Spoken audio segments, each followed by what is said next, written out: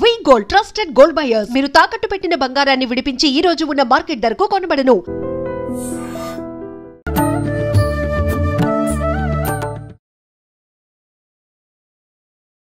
నమస్కారం, welcome to I dream. ధర్మ మార్గం విత్ విజిత కార్యక్రమానికి స్వాగతం.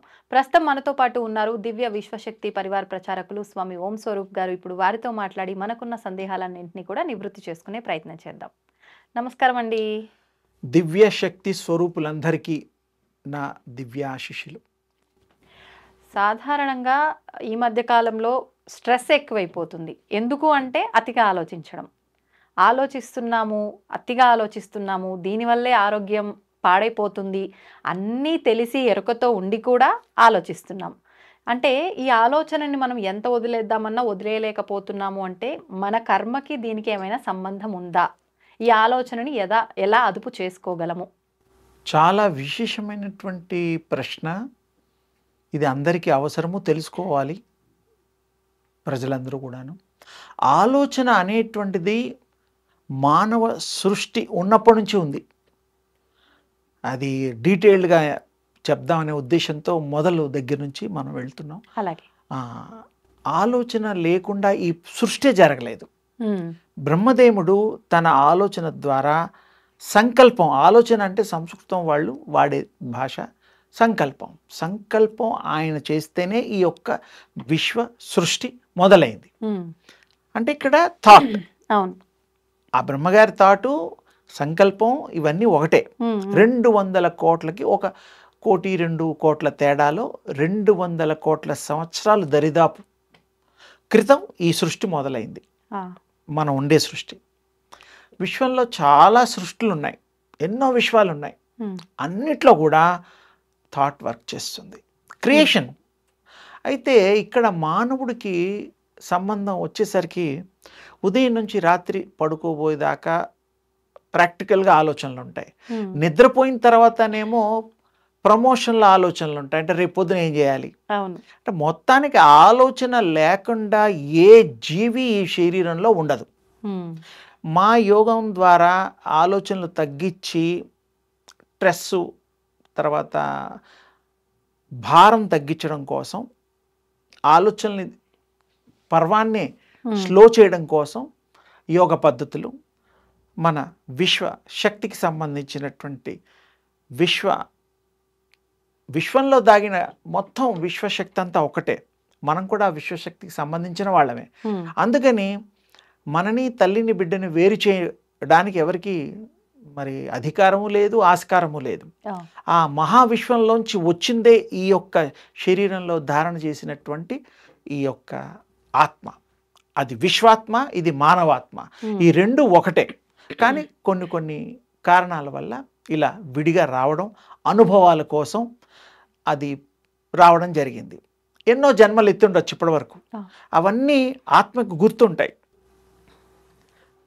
వచ్చేటప్పుడు గుర్తుంటాయి, తల్లి గర్భంలో ఉండేప్పుడు గుర్తుంటాయి. ప్రసవించిన తర్వాత మాత్రం అది ఆ జ్ఞప్తంతా పోతుంది.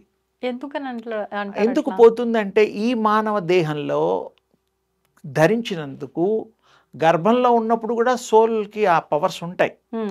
ఈ భూకక్షలోకి వచ్చిన తర్వాత, భూ పతనం అయిన తర్వాత, భూమి మీద ఫస్ట్ బేబీ వచ్చిన తర్వాత పూర్వజన్మదంతా ఉంటుంది, కానీ గుర్తుకు రాదు. అది ఎక్కడ పోతుంది? అది ఆల్రెడీ రికార్డెడ్, అది లైవ్ రికార్డెడ్ అది. అయితే అప్పుడు మానవులు అందుకోసం యోగం చేసి, సాధన చేసి, తర్వాత మరి మంత్ర దీక్షలు ఇవన్నీ చేసి ఆ యొక్క యూనివర్సల్ కీ థాట్తో విశ్వాన్ని, ఆ శక్తిని ఓపెన్ చేసుకొని స్వీకరించడానికి ఈ సాధనలు. చాలా సింపుల్గా చెప్పాను. మళ్ళీ ఒక రోజు దాన్ని ఏ క్రమ పద్ధతుల్లో మనం స్వీకరించడానికి వీలు కలుగుతుందో మీకు స్టెప్ బై చెప్తా. అయితే ఈరోజు విశేషంగా ఆ థాట్ అలా రూపం తీసుకుంటుంది. థాట్కి షేప్ తీసుకునే శక్తి కూడా ఉంటుంది, ఆకారం. ఫర్ ఎగ్జాంపుల్, ఈ దైనందిక జీవితంలో మనం ఏం చేస్తాం? ఆలోచిస్తాం, ఇంట్లో బయటకు వస్తాం, ఏదో కొనుక్కోవడం, లేకపోతే ఆహారం తీసుకోవడం, ఉద్యోగం చేయడం, ఏదైనా సరే వ్యాపారం చేయడం, ఒక చిత్రం చూడడం, ఒక మనిషితో మాట్లాడడం, పరిచయం చేసుకోవడం, ఈ ఇత్యాదివన్నీ కూడా థాట్ లేకుండా ఒకరిని చూడగానే మనకు నచ్చదు, అవును, వాళ్ళ జోలికి పోం, వాళ్ళు పలకరించిన మంచిదంటాం, వెళ్ళిపోతాం. థాట్ విల్ డిసైడ్ మీకేం కావాలో, అంత శక్తి ఉంటుంది. కొంతమంది బాగా నచ్చుతారు, కొంతమంది జీవితంలో వీళ్ళని వదలదు అనిపిస్తుంది, నచ్చడంలో పరాకాష్ట. అంటే ఇవన్నీ మన గత జన్మ స్మృతులను బట్టి స్మృతులు కూడా కొంతవరకు అనుభవాలు థాట్ రూపంలో క్యారీ అవుతుంది సోల్లో, అదొక భాగం. జస్ట్ లైక్ రాకెట్ ఎలాగైతే ఉంటుందో ఊర్ధ్వ మండలానికి వెళ్ళేటప్పుడు దానికి ఉండే అవయవాలన్నీ ఒక్కొక్కటిగా విడిపోయి భూకక్షకు ఒకటి ఇంకో కక్షకు ఒకటి అలా వదిలేస్తే గానీ ఫైనల్ గా చిన్న రాకెట్ మాత్రం మిగులుతుంది. అది మనం చూస్తూ ఉంటాం, అప్పుడప్పుడు టీవీలో చూపిస్తాం కదా, అలాగే భూకక్ష ఎలాగో అలా ఇక్కడ కూడా ఆత్మ కూడా పోయిన జన్మలో సోల్ అనుభవాలు కూడా క్యారీ అవుతాయి. మంచి క్యారీ అవుతుంది, పుణ్యం క్యారీ అవుతుంది, చెడు కూడా క్యారీ అవుతుంది. కానీ అనుభవంలోకి పోవాలంటే అవి అనుభవించాల్సిందే. చెడు థాట్స్ని నిరోధించడం వద్దు, మనకి బ్యాడ్ అయినది వద్దే వద్దు. మంచి జ్ఞానం, విజ్ఞానం, పరాజ్ఞానం ఉందిగా, విశ్వశక్తి కనెక్ట్ అయినప్పుడు పరాజ్ఞానం వచ్చేస్తుంది. పరాజ్ఞానం అంటే అంటే ఈ శక్తి ఈ జ్ఞానాలు కావు, అది అద్వితీయమైనటువంటి అనంతమైనటువంటి విశ్వ జ్ఞానం, విశ్వ నేత్రంతో చూడబడేటువంటిది. అది ఈ మామూలు ఈ కళ్ళతో అది అర్థం కాదు. ఈ కళ్ళకి 10 అడుగులు 20 అడుగులు 1 కిలోమీటర్, ఆ తర్వాత ఏముందో తెలియదు. కళ్ళు మూసుకుంటే ఆ విశ్వ నేత్రం ఓపెన్ అవుతుంది. ఇప్పుడు అంటే ఎక్కువ సాధన చేసిన వాళ్ళకి, యోగులకి అర్థమవుతుందేమో కదా అమ్మా, పెద్ద పెద్ద యోగులు ఎక్కువగా సాధన చేసే వాళ్ళకి అర్థమవుతుందేమో కదా, అంటే మనలాంటి వాళ్ళకి అర్థం కాదు అని అన్నారు కదా, సామాన్యులకి. తప్పకుండా వాళ్ళకు స్థితి వస్తుంది, ఒక ప్రయాణం వస్తుంది, వాళ్ళకి ఇహపరాలు ముందు వెనక అన్నీ తెలిసిపోతాయి, స్కాన్ చేయగలుగుతారు మనని. ఆ శక్తి కలిగిన వాళ్ళు మాత్రమే, పొందిన వాళ్ళు మాత్రమే. ఇంకోటి ఏమిటంటే మానవులకి అవతారాలు ఈ 200 కోట్ల సంవత్సరాల్లో ఎన్నో అవతారాలు ఎత్తారు. ఒక లెక్క ప్రకారం 84 లక్షల జీవరాశులు అన్నా, ఆ తర్వాతే మనుష్య జన్మ వస్తుందని చెప్పినా, కానీ ఇక్కడ దేవుళ్ళు అంతటా వ్యాప్తి శక్తి రూపంలో అయ్యారు, శక్తి స్వరూపంలో అయ్యారు, ఎనర్జీ రూపంలో అయ్యారు, కాస్మిక్ ఎనర్జీ రూపంలో. దేవుళ్ళు మాత్రం 9టికే ఆపారు. 9 అవతారాలేగా. ఇప్పుడు 10 అవతారం కల్కి భగవాన్ వస్తుంది, అది 10 అవుతుంది, 10 అవతారం. అది 9 అవతారాలే భగవంతుడు మనకి చూపించడానికి అవతరించినట్టుగా చరిత్ర చెప్తోంది. సరే, కూర్మావతారం, వరాహావతారం ఇవన్నీ ఉన్నాయి. కాకుండా మనుషులో రాముడు, కృష్ణుడు చాలా ప్రాచుర్యంలోకి, తర్వాత చాలా శక్తిమంతులైన దేవుళ్ళుగా మనం గుర్తిస్తున్నాం. గుళ్ళు అవన్నీ కూడాను. అంటే ఏమిటి, ఇక్కడ దేవుళ్ళు లిమిట్ పెట్టుకున్నారు. అంటే రూపాలలో లిమిట్ అమ్మా, దేవుడికి లిమిట్ లేదు. అనంతుడు, అద్వితీయుడు, అమోఘుడు, ఆకారానికి మాత్రమే పరిమితి ఓన్లీ 9. వృక్ష రూపంలో ఉండేది వృక్షమాతలు ఉన్నాయి.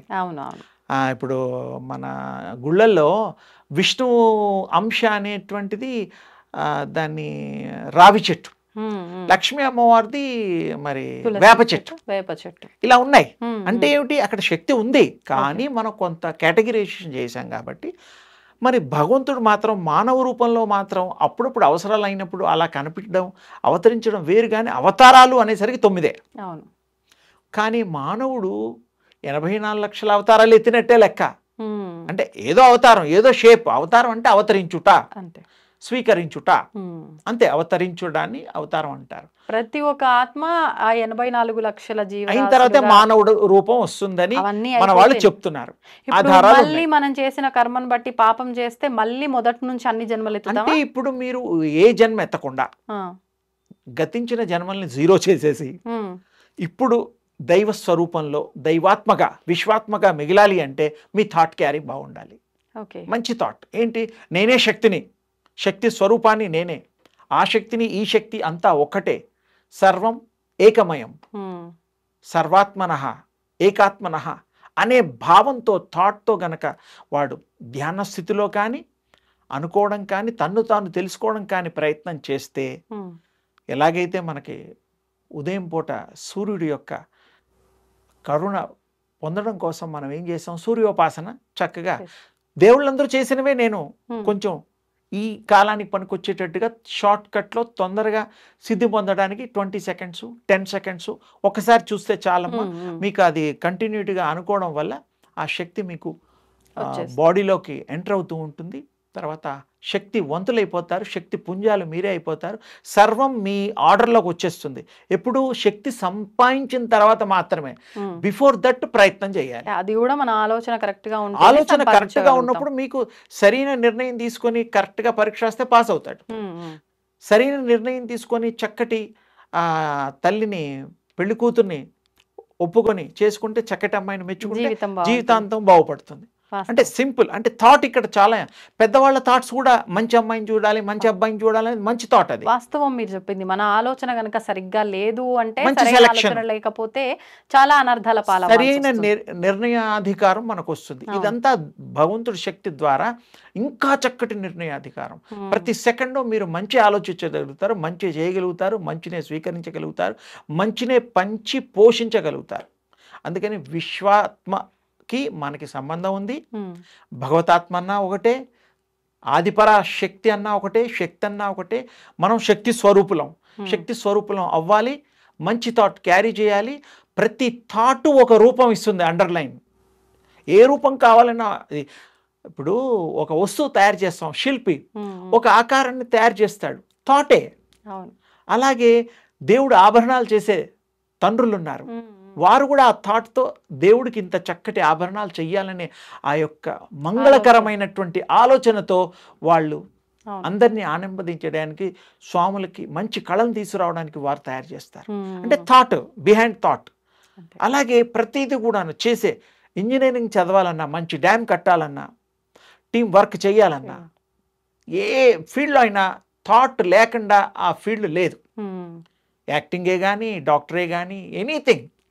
దీనికి ఒకటంటూ కాదు, చెప్పడానికి అనేకం ఉన్నాయి. ఎవరు మటుకు వాళ్ళు మంచి థాట్ని క్యారీ చేయాలనేది ముఖ్య ఉద్దేశం. మంచి థాట్ క్యారీ చేస్తే మంచి రూపాలు ఆ థాట్ తీసుకొని మనకి మంచి చేసి సుఖమయ జీవితాన్ని అందిస్తుంది, ఆస్వాదించవచ్చు. అందరితో పాటు మనం కూడా సంతోషంగా, సౌభాగ్యంగా ఈ యొక్క సంఘానికి ఏం కావాలన్నా కూడా మనం మన వంతు చేయొచ్చు. ఇలాంటి చక్కటి విశేషమైన థాట్ గురించి మా విజయమ్మ తల్లి మంచి ప్రపోజ్, చక్కటి వేదిక. ఈరోజు థాట్ గురించి చాలామంది ఎన్నో రకాలుగా చెప్పుండొచ్చు, కానీ థాట్లో ఇన్ని రకాలుగా ఉంది. ఇంకోటి ఇలాగే ఇంకోసారి కూడా థాట్ 2 కంటిన్యూ చేద్దాం. అది ఇంకా డీటెయిల్స్ చెప్తాను పార్ట్ 2లో లాగా. సో తప్పకుండా నేను దాంట్లో మళ్ళీ నువ్వే చెయ్యి, నీతోటే ఈ విషయాలన్నీ చెప్తాను. చాలా విశేషంగా చేద్దాం. నెక్స్ట్ థాట్ ఇంకా ఏమేం చేయగలుగుతుంది, ఎలా ప్రయాణిస్తుంది. ఇప్పటికే చెప్పాను 200 కోట్ల దరిదాపు నుంచి అని, చాలా డీటెయిల్స్ ఇచ్చాను. ఆ సంకల్పం, థాట్ ఒకటి, ఆలోచన ఒకటి, ఈ 3 ఒక లైన్లో గుర్తించండి. రూపాలు అవే తీసుకుంటుంది. అన్ని సరైన మార్గంలో పెట్టండి, అంతే. బ్రహ్మాండంగా మీరు అదృష్టవంతులంటే ఎవరో గారు మీరే. అంతే. ఇది చేసేవాళ్లే, చెయ్యని వాళ్ళు కూడా ప్రయత్నం చేసి ఈ అదృష్టాన్ని పొందండి. అంతే. అది అంటే మళ్ళీ మనం పెద్ద ఖర్చు పెట్టాల్సింది కూడా ఏం లేదు, ఏమీ లేదు కదమ్మా. సూర్యోపాసన చేయడం, శక్తిని సంపాదించడం, 10 సెకండ్ 20 సెకండ్ ఒక్కసారి, రోజు కూడా చేయక్కర్లా. కానీ ప్రాక్టీస్ మాత్రం ఇన్సైడ్ డైలీ చేయాలి. అది సక్సెస్ఫుల్గా. ఇప్పుడు ఎన్నో ఇష్టమైన పనులు చేయడానికి ఎంత కష్టపడుతున్నారు, అంత కష్టం కూడా ఉందా ఇందులో? లేదు. ఏదైనా ఊరు వెళ్ళాలంటే ట్రైన్ 8 గంటలు 10 గంటలు వెళ్ళాలి. ఫ్లైట్ అయితే మరి యూఎస్ఏకి వెళ్ళాలంటే 20 గంటలు చిల్లర ఎంతో ఉంది. మరి అంత ప్రయాణం కూడా లేదుగా. మీరు మనస్సుని కంట్రోల్లో పెట్టండి, మంచి థాట్తో మీకు మీరు ప్రజెంటేషన్ చేసుకోండి. అంతే. తప్పకుండా మీరు శక్తివంతులు అవుతారు, సాధిస్తారు, సాధనా శూరులు అవుతారు. ఇది మీ అందరికీ జయం కలగాలని, శుభం కలగాలని మనస్ఫూర్తిగా ఆ విశ్వశక్తి మీ యందు పారి ప్రవహించి పొంగి పొరలిపోవాలని. అబ్బా, ఇది బాగుంది. దివ్యాశిష్యులు తల్లి. సంతోషం అండి, చాలా మంచి విషయాలు, చక్కటి వివరణ ఇచ్చారు. ధన్యవాదాలు అమ్మా. తవ్వుతూనే శివలింగం. సరే, దాన్ని అట్లా కప్పేసేయండి, చూపించదండి. మూర్తి పూజ కాదు, సాక్షాత్ బ్రజేంద్ర నందన భగవాన్ ఉన్నారు మూర్తిలో. ఏమీ ఆశించకుండా ఆరాధించే వాళ్ళు కూడా ఉన్నారా ప్రభుజీ? నిజమైన భక్తి అంటే మనకు తెలియదు.